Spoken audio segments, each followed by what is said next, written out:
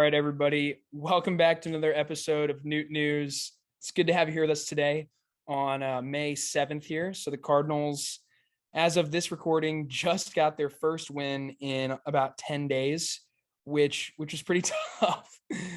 We've been waiting for something to go right, and it was a good game today. So we'll be recapping today's game, this Tigers series. And then also, since we were last here, the Cardinals got swept at home by the Angels, so we'll be recapping that. And then we're going to get right into it and preview the next couple series, including this Cubs series. So, stay tuned. Get ready for a really fun show. So on the topic of show, we had Showtime in St. Louis recently. Sorry, I had to insert that there. As you know, Shohei Ohtani is Andrew's favorite player.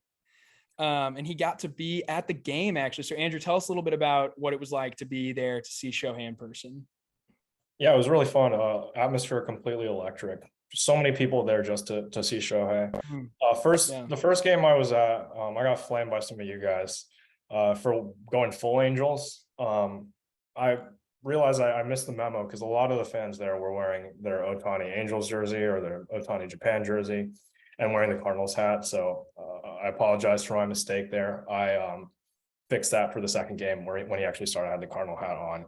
And the Ohtani jersey. So we're all good there. But it was just like really, really fun to see all the fans coming out, supporting this one player and like truly the face of baseball. Like I've never seen this for anyone else. Maybe the last time you can say something like that happened at Busch Stadium was when Albert Pujols came back with the Angels last time. I would imagine it was probably pretty similar to that. So many people holding up signs saying Ohtani, give me a signed baseball, or Ohtani, will you sign with St. Louis? Which of course we would like to see that. But yeah, it was really, really fun atmosphere. The game was interesting. The Cardinals get to Ohtani. Actually, I think we scored 4 runs off of him. He struck out 13 Cardinals, got his 500th strikeout. But like in all fairness, the Cardinals did beat Shohei Ohtani on Wednesday. And unfortunately, we got beat by, what was it, Jake Lamb? Lamb and Mike Trout. Yep. Yeah. I mean, Mike Trout, you understand. Like Mike Trout, one of the best players ever. But like you can't. Like I was really hoping that if the Cardinals were going to lose to the Angels, it would be at least because we lost to their star players. Like you lose to Shohei Ohtani, you don't feel too bad about it. But you lose to Jake Lamb on a pinch hit home run, that just feels terrible. So really not a good thing to see. Cardinal fans start booing. Like we've never really seen that before in our lifetime. So just not a good series. And then the game after that was even worse. I think Flaherty blows up for like 10 runs in the first like 2 innings. And I mean, you just get swept. That's how it goes. Yeah. So a game by game look. I mean, that was just one piece in a broader context of a very frustrating series. So the Cardinals come home after a really tough road trip where they go 2-8, ends with a sweep at the hands of the Dodgers. So no one's feeling too great. Lost a 1-run game in each series of that road trip, which is really, really tough. The 1-0 loss to the Dodgers, particularly frustrating personally. And so you come home, you get a day off, a new series, a new month, so many things that just tell you, okay, it's time to reset. And immediately Steven Matz goes out there and gives up 4 runs in the first 2 innings. And it just felt like a lot more of the same. First game, I believe, a 5-1 Angels victory. Very, very tough, especially in a game Shohei didn't even play in. So you really wanted to get that win before you had to face him the next day. Sandoval dealt. He looked great, but the Cardinals had chances. Couldn't do anything with runners in scoring position as usual. Following night, Nolan Gorman ambushes Shohei Ohtani in the first inning, drives one way over the fence. Then later on, you got another home run to make it, I believe, a 3-1 game, right? I think it was 4-3. And then the Cardinals scored Okay, you're right. But the Cardinals, whatever the case, were leading when Ohtani departed the game. He was in line to take, was that his first loss of the season? Yeah, he's in line to take his first loss of the season. But obviously he didn't take that loss. Unfortunately, Gio came into the game, just couldn't handle Jake Lamb and Mike Trout, who blew him up, which is a real shame because I really like that move from Marmol. I know Helsley probably wasn't available, I liked the move. It is what it is. Because that was the game that Helsley pitched the 8th, correct? Yeah, so he comes in for the 7th. Yeah, with one out left in the 7th. And He then he gets gets that like out, 6 and then pitches. the 8th. Yeah. He was at 10 pitches. So he in terms of pitch count, in theory, was available, but Marmol said later on that he wasn't available because they didn't want him getting hot and cold and hot and cold and hot and cold again, which makes sense. We want to protect your high leverage relievers, but yeah, Gallegos had only given up 1 run the entire season, and then he gives up 3 to the Angels there. You don't really want to see that. So yeah, I mean, relievers are going to go through tough stretches. It's just really unfortunate that Gallegos has to start right now. He's had plenty of low leverage chances where I'd be fine with him giving up a couple runs here and there. But they all come in one game, cost the Cardinals again. So that was their second blown save in probably a 4 or 5 day span, going back to the one with the Giants. So that's really tough. You hate to see him blow that lead. And then in the last game, like Andrew referenced earlier, Flaherty just got absolutely torched. Didn't even stay in 3 innings. I believe he gave up 10 earned runs, which is really tough. Really, really hurts for Jack because he was having a really solid year. Definitely flying under the radar a little bit, but had an ERA hovering right around 3. Looked like he was kind of back to form. Now, obviously, his stats are ruined for the foreseeable future. Ballooned his ERA above 6. Maybe one positive with that is the Cardinals could re-sign Flaherty for cheaper. I think that's really going to hurt his case. He's definitely a by the numbers guy. And that was going to be a big talking point for him to have to get teams to pay him up, even though he's got that injury history. I think he was going to say, look what I provide when I'm healthy. But he's not going to be able to point to that at this point. So really tough for Jack. Hate to see that because he's someone we really like and we're rooting for. And then in this most recent series against the Tigers, the frustration just built even further, right? So game 1, Cardinals have a lead. You know the drill, though. They blow up, they lose it. And yeah, game 1 was just a really tough game. The Cardinals went down early on a Javi Baez home run to left field, I believe. And it was, I remember watching this and thinking there's no way that gets out. It was only hit at 94 miles an hour, but it cleared the wall. Unfortunately, you hate to see Javi Baez doing damage to the Cardinals. As a longtime Javi Baez not supporter, I can't say hater. That was tough to see. But the Cardinals battled back. Andrew Knizner recorded his first home run of the year. Arenado drove in a run, and then Carlson got on with a fielder's choice. It was a great play from Knizner. It's a little swim move into home plate. Before things unraveled in the 7th, right? So you had Jordan Hicks come in the game with a 1-run lead in the 7th. He walked the first batter, and after that, it was all downhill. Ends up giving up 3 runs, but the Cardinals battled back in the 8th. Ended up scoring a run on a Lars Nootbaar ground rule double, but unfortunately, the ball got out of play, and so you couldn't bring home DeYoung, who would have scored had it remained in. Cardinals fell 5-4. The really frustrating part about that game was the fact that the Birds went 3 for 13 with runners in scoring position. But only one of those hits even scored a run. So in reality, they went 1 for 13 because they couldn't bring the people home from second. So that was just another frustrating situational hitting performance. And then I think yesterday was probably the most frustrating of all. Another 1-run loss, this time in extras. This time the Cardinals blew 2 leads. They had a 3-0 lead, which they blew after a couple of missed calls. And then they had a 5-3 lead after Arenado hit a home run, which they blew in consecutive innings, giving up a run before just absolutely going silent against Detroit's bullpen at the end of the game and falling in extras. Detroit scored the commissioner's runner on a couple sacrifices, and the Cardinals looked absolutely lost. Stranded the bases loaded a couple times. I believe the Cardinals went, let me check this out, 1 for 8 with runners in scoring position. So all in all, it was truly a terrible series with runners in scoring position. They had 21 at-bats in those first 2 games, and runners scored on 2 of them. Terrible. I mean, yeah, you have the botched called strike 3 to that one hitter, and then Knizner got the runner at second. It was pretty obvious. I was sure he got him. Everyone watching the replay, except for the people who actually review the replay, apparently. So should have been a double play. Instead, now you got 2 runners on. Both of them should have been out.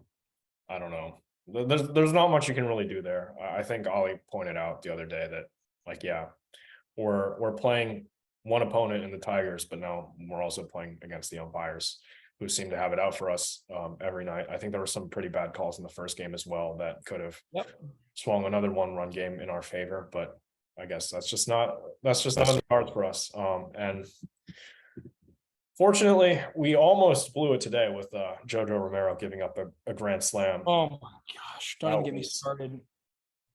Really, really painful. After the Edman error, I think 500 runs for the Tigers out of their 6. But thankfully, the Cardinals rallied after a couple of Tigers made errors. And Goldschmidt with 3 home runs, like you really love to see that. He hit his first home run with runners on today.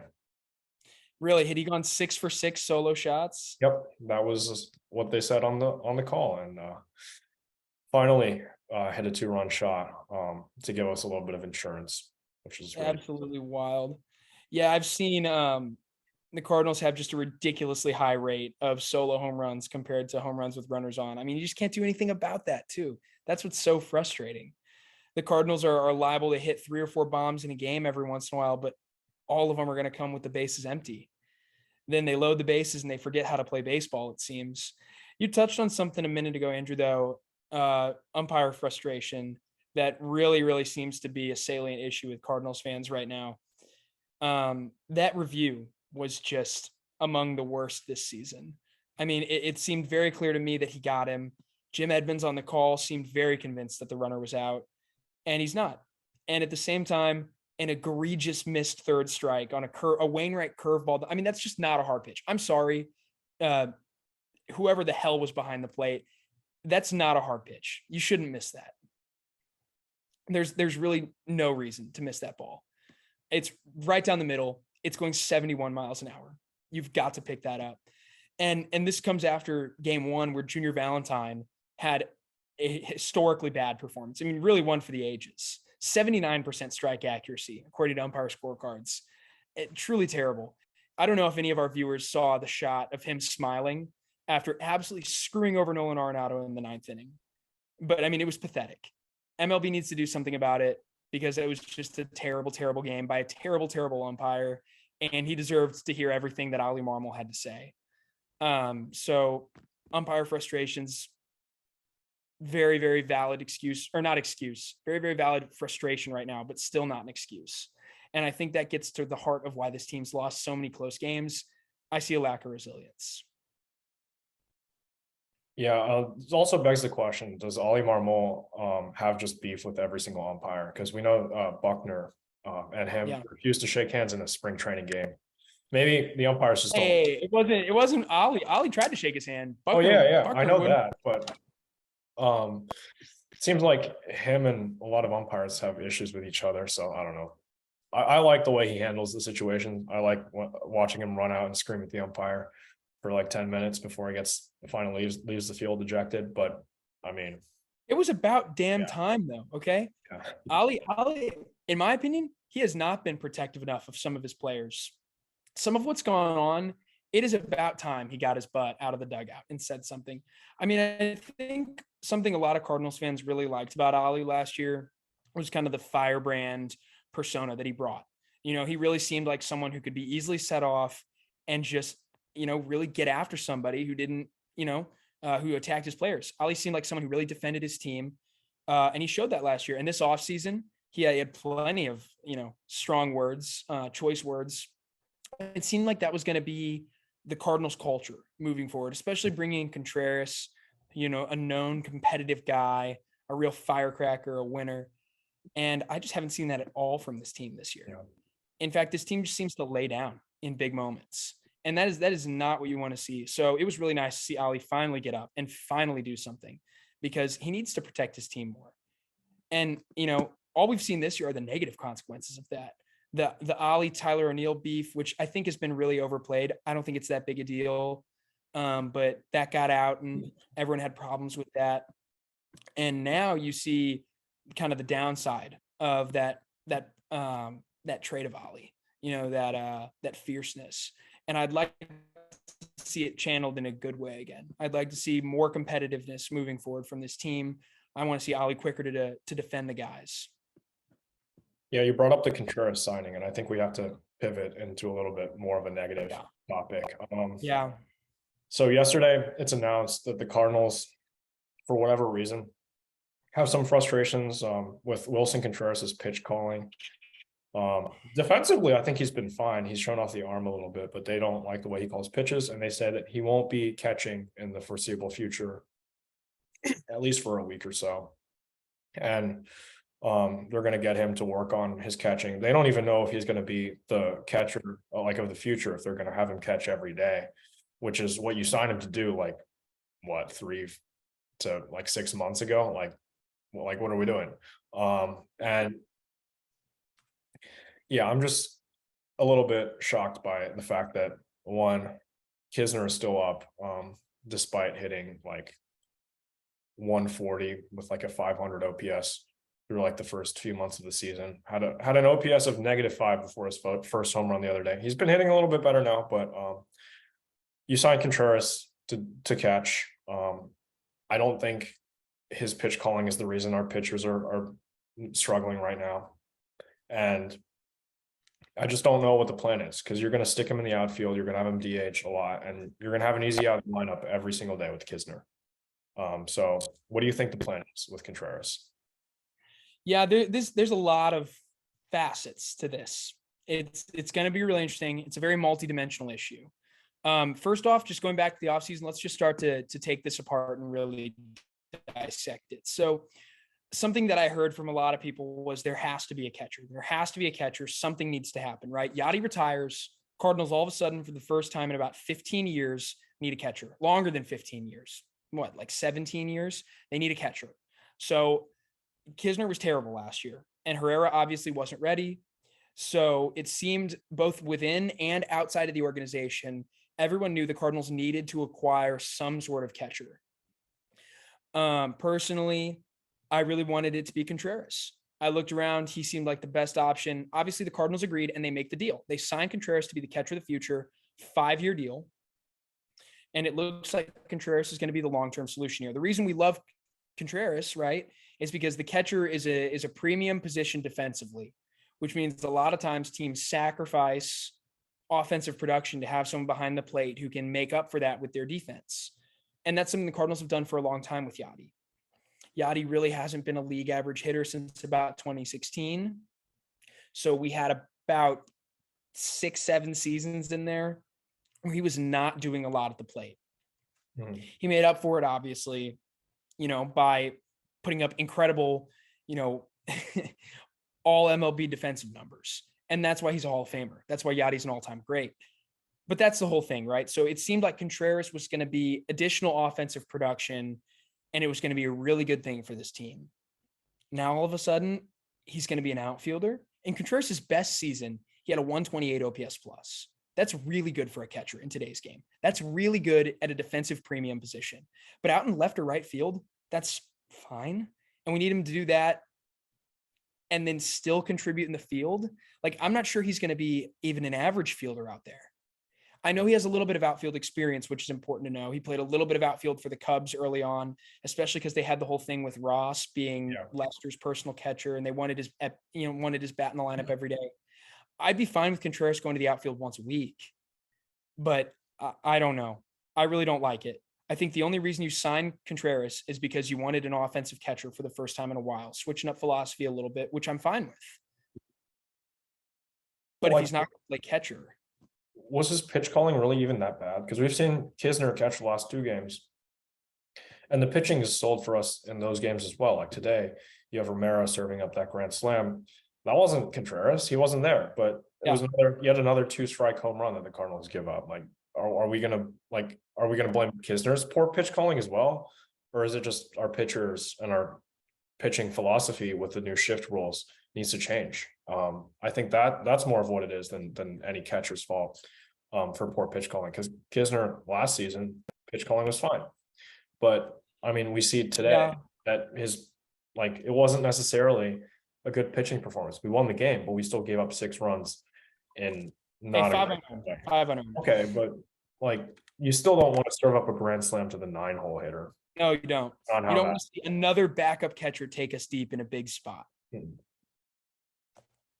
know, it is definitely frustrating. And I agree with you, actually. I think one of the most defining moments of this Cardinal season was the game in San Francisco, where Helsley has a, what was it, a 4-3 lead, 4-2 lead.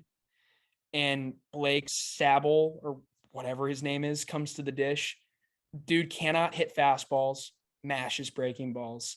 He's a career backup catcher because he is not a complete hitter at the major league level. And for some reason, Helsley threw 6 straight sliders. Last one got left up in the zone, and he took him straight away center field, 420, dead center, game over. Knizner was not behind the plate. That's Contreras calling for 6 sliders. Now, the bigger question for me is Contreras doing this, or is this upper management that's dictating this kind of stuff? This whole team all year, in my opinion, has reeked of micromanagement. So I'm not even sure it's Contreras. He feels a lot like a scapegoat to me. I don't really understand the move.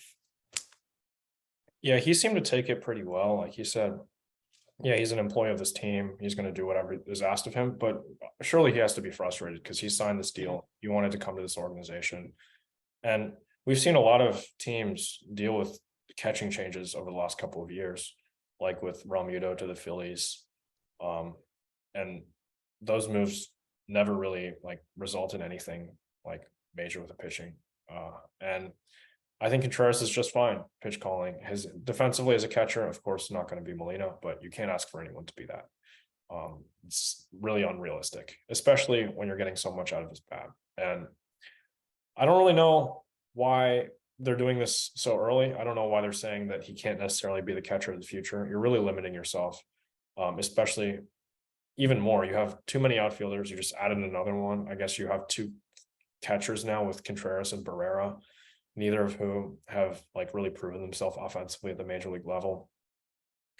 This lineup depended on Contreras at catcher. We needed solid production out of that spot, and we just don't have that anymore, I guess, because management decided, hey, we want Contreras to be a DH or a left fielder or whatever they want him to be. So, yeah. And looking towards next offseason, we've talked about this before. There's 2 starting pitchers that we're really looking at that will legitimately help this rotation. Of course, you want to bring Montgomery back because he's been really good, and you have Matt Michaelis. Real quick, let me just interject something before we move off of the Contreras team pitching debate. Yeah, the Cardinals have the 19th best team ERA in baseball. That's not good, but that's not what people are making it out to be. It's not as if the Cardinals are among the bottom 2 or 3 teams. We're not the Oakland A's with a 7.25 team ERA, but we're not the Philadelphia Phillies with something over 5. The Cardinals are currently tied with Detroit, running a 4.59 ERA. It's not good, but it's pretty close to league average. I mean, that's not that bad. They're also they have an offense that's in the top 10 in almost every category.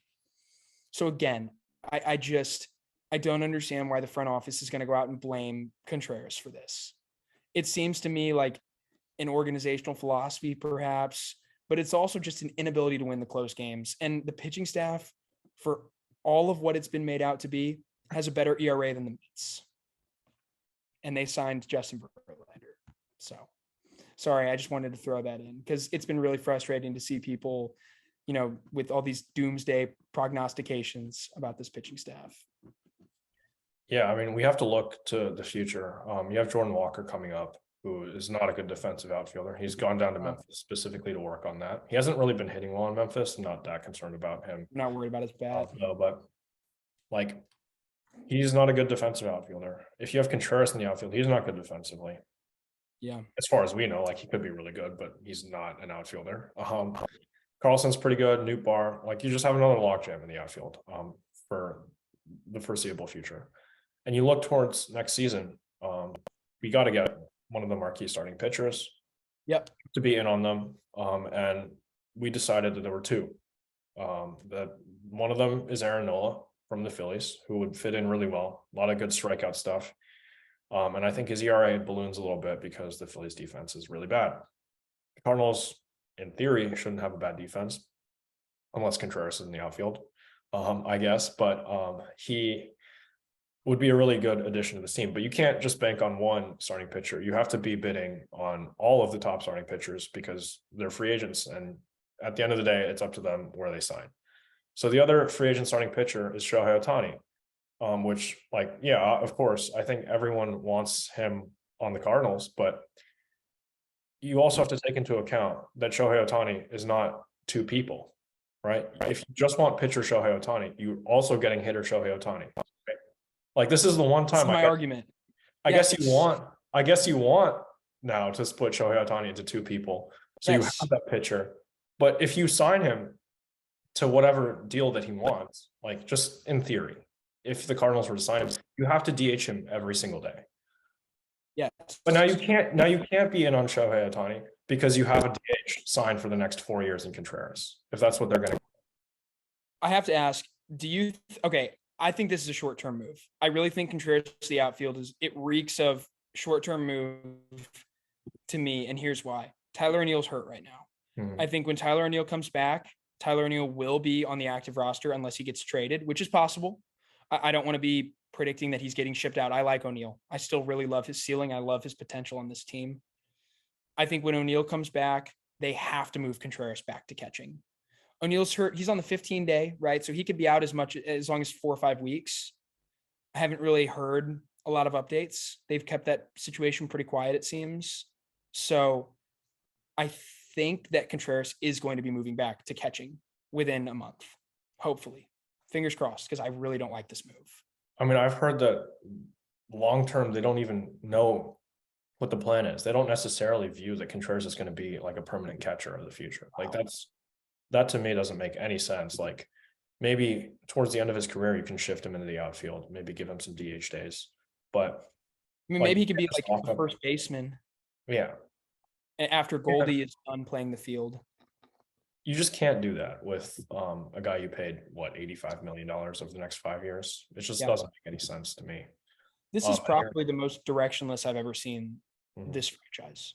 And this is actually one move in a broader context of directionlessness that you haven't seen out of Mozeliak since he took over this role, right? So you had the Cardinals on opening day commit to Jordan Walker being on this roster. He was sent down within 3 weeks.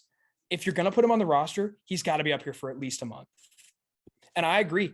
I didn't want him on the roster in the first place. I expressed my hesitations about that. Mm-hmm. But if he's going to be up here, you've got to commit to developing him here. Then after that, the Cardinals had committed in spring training to Zach Thompson being a reliever. Mm-hmm. Zach Thompson just got sent down, and they're going to lengthen him out and stretch him out to be a starter. That doesn't make any sense. You just committed to him being a long-term reliever.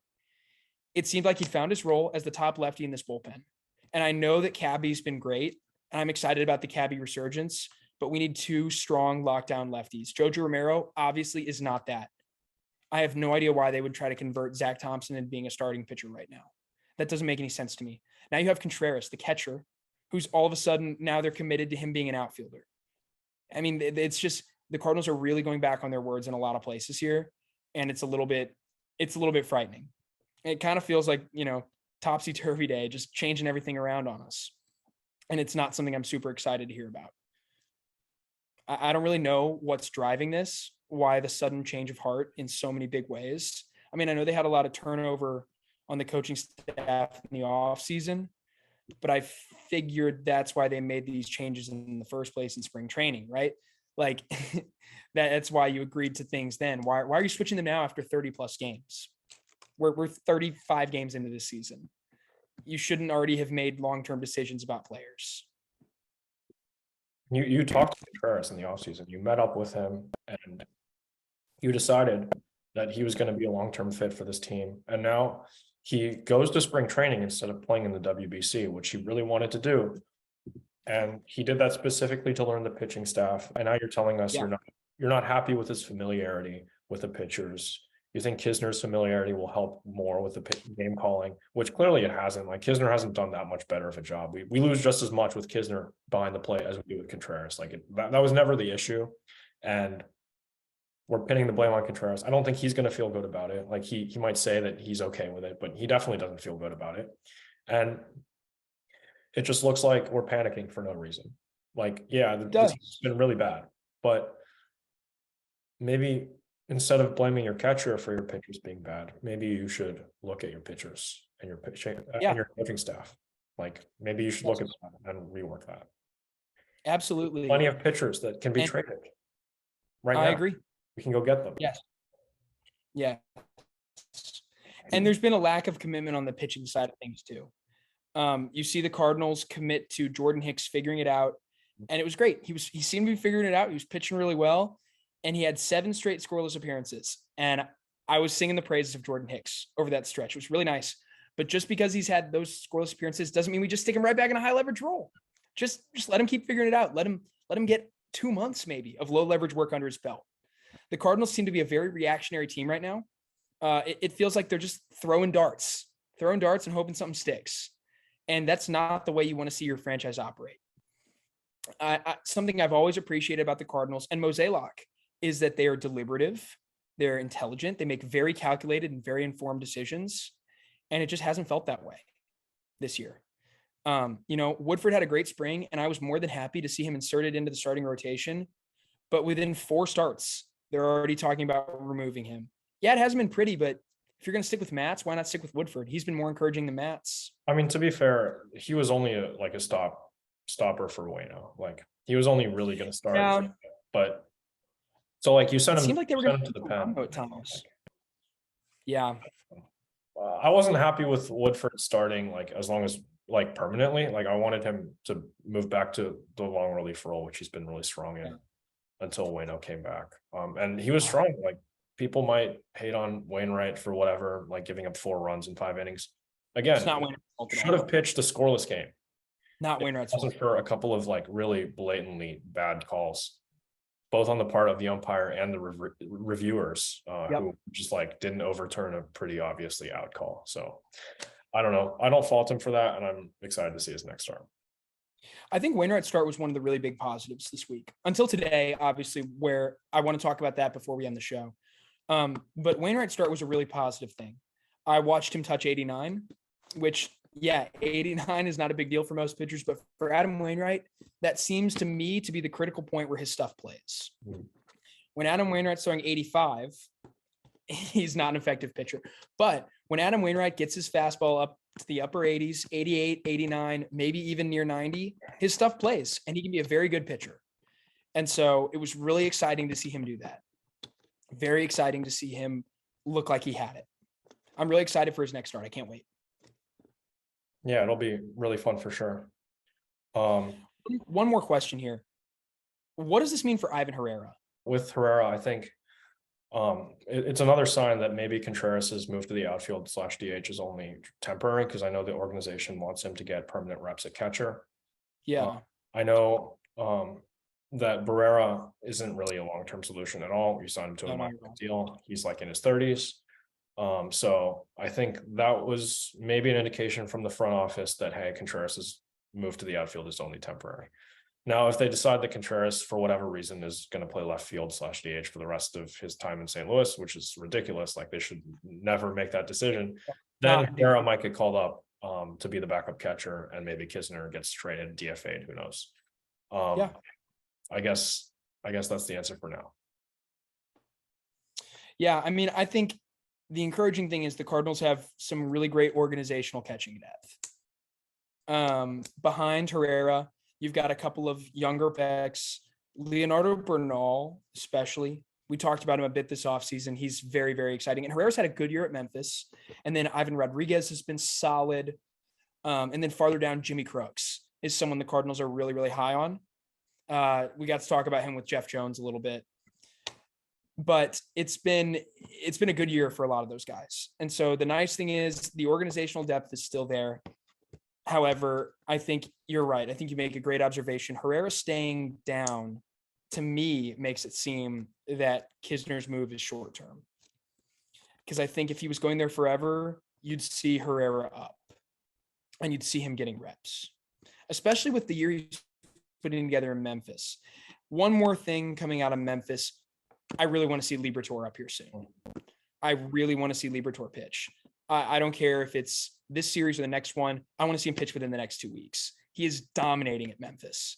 He's been awesome this year. His fastball has way more life than it had last year. I think he's really turned a corner in his development. And I think Cardinals fans should be really excited about what he brings to the table right now. Yeah, I think the move would be to send down Romero or Nail or Woodford. Romero. Send down Romero.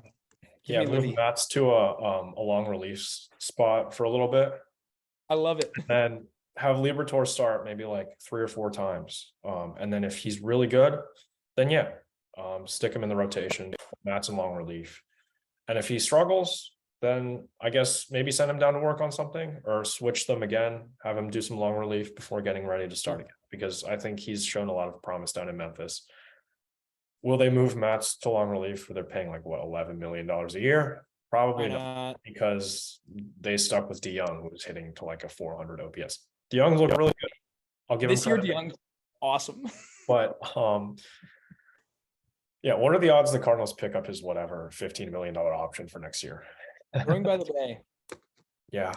I think we'll have to see. I think it's going to be something that actually I'd love to talk about it in the next couple of weeks, since we're starting to run near our time here. But I do think they're now considering picking up that option. If DeYoung has a decent year at the plate, continues to play premium defense, he hasn't been the problem yet defensively. He's really good. We have Mason Wynn waiting, so I don't know why we're going to pay $15 million to a guy. I don't think Wynn's going to be a decent year. I don't think Wynn makes the opening day roster next year, but that's a conversation for another time. Yeah, for sure. I mean, all we can really say is it's been tough. Today was a really nice reprieve, and I'm the most positive I've been about Cardinal baseball in a few days now. I keep telling myself 60 games. 60 games is what I'm giving myself before I start to lose all hope. So 60 games, guys, 60 games. Coming up, the Cardinals get the Cubs in Wrigley tomorrow night.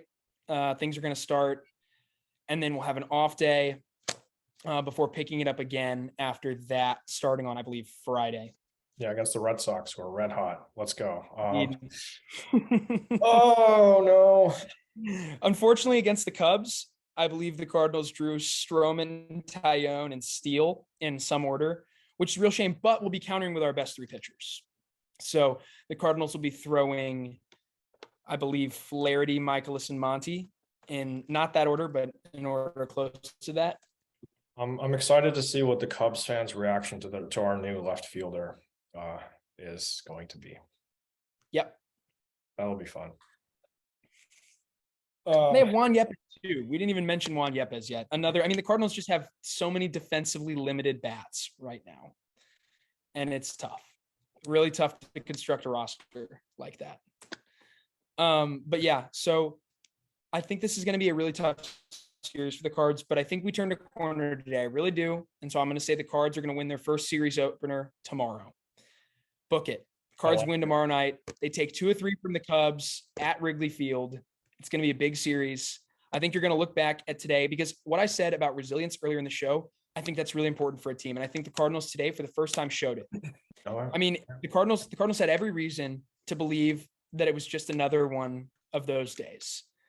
I'm watching the game. Jake Rogers goes yard, and he only goes yard because Jojo Romero was put in the game when he shouldn't have been. And Jojo Romero was put in the game for no reason and then walked somebody. And all of that was preceded by a Tommy Edman error that allowed the Tigers to load the bases, down 1.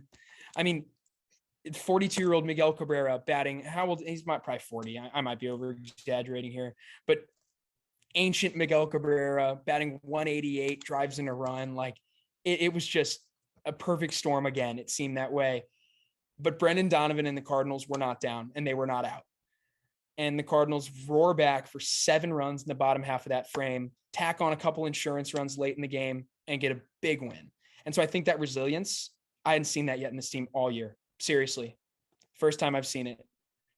And so I think that's really important. And I think team morale is going to be much better. Yeah. I mean, Miguel Cabrera's farewell tour certainly hasn't gotten off to the same start as Albert Pujols. Like, even Pujols at this point in the season last year, his OPS plus wasn't 26. So it was tough to see him get a hit in a big moment there. But yeah, I think that That sums it up. I'm not as optimistic as you. I still don't think the Cardinals have a great chance to make the playoffs, but it was a fun game today. I'm not going to say great. I'm not going to say great. I'm just going to say the Cardinals have been down and out a lot worse than they are right now. Yeah. Never forget 2021 playoff odds bottom out in August at 0.1%. Cards roar back and make the playoffs with a rotation that consisted of Lester, Happ, Wainwright, Michaelis, Kwang Yun Kim, and Wade LeBlanc, a 6-man rotation comprised of those guys. Never forget. I mean, if this team wins 17 games in a row, I will believe again, but that has only ever happened once in franchise history. I know. I'm not saying we're going to win 17 in a row, but I think the Cardinals can go on a sustained period of winning. I really do. I don't think it's crazy to see us. Let me ask this last question. This is something I've been asking a lot of people. We'll close the show right here. If you hear at the end of the year that 2 teams from the NL Central make the playoffs, is one of those teams the Cardinals? Be realistic here. I mean, obviously it's the Pirates and the Reds, but no, yeah, it's definitely the Cardinals and the Brewers, I think. Exactly. And if you hear that a team that's not the Brewers makes the playoffs from the Central, it's the Cardinals. I do think the Cardinals. I'm not scared of the Pirates. I don't care how far they get out in front of us. I'm not scared of the Pirates, especially without O'Neal Cruz. I'm not scared at all. The Reds are terrible, and I don't think the Cubs have it in them to win all year long. So I'll say it. I don't think the Cardinals are going to make. I don't think the odds are incredible, but I don't think these doomsday prognostications are correct either. Cardinals, it's May. It sucks right now, but I think they're in it. So that's what we've got for you today.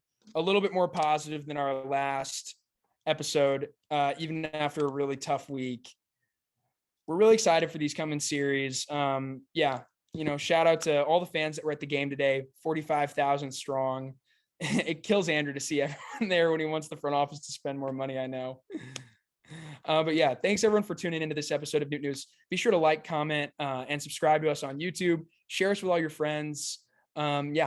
It's our honor to be able to provide this content. We love it so much. So we'll see you guys all around the same time next week. And then we're going to be starting up our summer schedule soon, where instead of once a week, we'll be doing series recaps after each individual series. So we'll be on here even more, flooding your feed with even more fantastic content. We're also excited to announce that we've got some cool guest appearances in the works. Can't really give you any additional details on that right now. But hopefully we'll have those sorted out soon and we'll be ready to have some awesome people on the show. All right, everybody, have a great day. Go Birds.